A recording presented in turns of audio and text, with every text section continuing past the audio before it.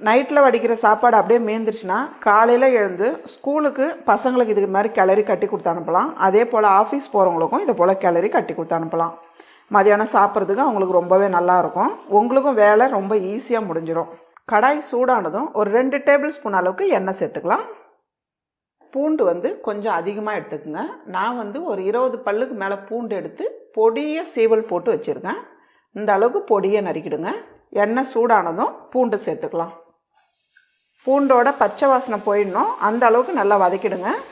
எவ்வளோ பூண்டு சேர்த்தாலும் சாப்பிட்றதுக்கு நல்லாயிருக்கும், உடம்புக்கும் நல்லது தான்.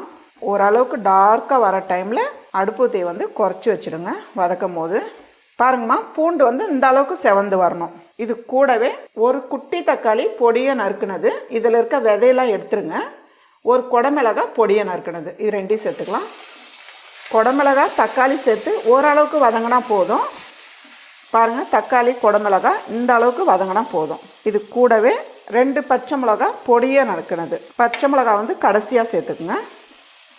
பாருங்கள், பச்சை மிளகாய் சேர்த்து இந்த அளவுக்கு வதங்கினா போதும். நான் 4 முட்டை எடுத்துருக்கேன். இப்போ இது கூடவே சேர்த்துடலாம்.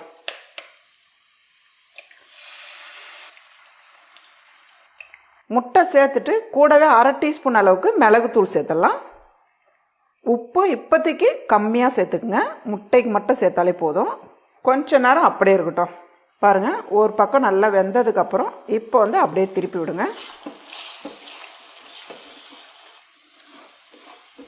இந்த அளவுக்கு கிளறி விட்டுட்டு கொஞ்ச நேரம் அப்படியே இருக்கட்டும். முட்டை எல்லா பக்கமும் நல்லா வெந்துடணும். அதுக்கப்புறம் தான் நம்ம பொடியாக்கணும். வேகலைன்னா ரைஸ் முட்டை ஸ்மெல் வரும். பாருங்கம்மா, முட்டை எல்லா பக்கமும் நல்லா வெந்துடுச்சு. இப்போ நல்லா கலந்து விட்டுருங்க.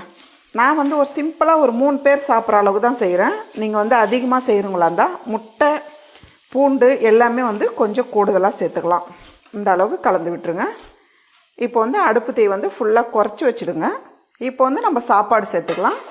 நான் தேவையான அளவுக்கு பாஸ்மதி ரைஸ் எடுத்து நல்லா உதிரியாக வடித்து வச்சுருக்கேன். நீங்கள் எந்த ரைஸாக இருந்தாலும் பரவாயில்ல, நல்லா உதிரியாக வடித்து வச்சுருங்க.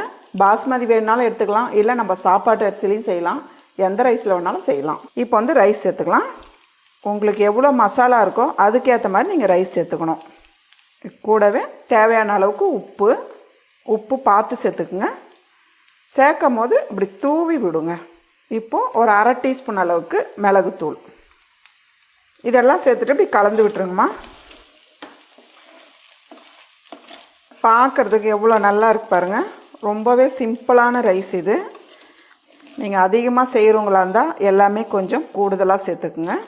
ஏன்னா நம்ம இதில் வெங்காயம்லாம் சேர்க்காததுனால மசாலா ரொம்ப கம்மியாக வரும். அதனால் முட்டை இதெல்லாம் கொஞ்சம் கூடுதலாக சேர்த்துக்கணும். கூடவே பொடியை நறுக்குன கொத்தமல்லி நல்லாவே சேர்த்துக்குங்க. ரொம்ப சூப்பராக இருக்கும் கொத்தமல்லியோட வாசனை. கொத்தமல்லி சேர்த்து நல்லா கலந்து விட்டுருங்க. அவ்வளோதாம்மா, ரொம்ப சிம்பிளான கார்லிக் எக் ரைஸ் ரெடி.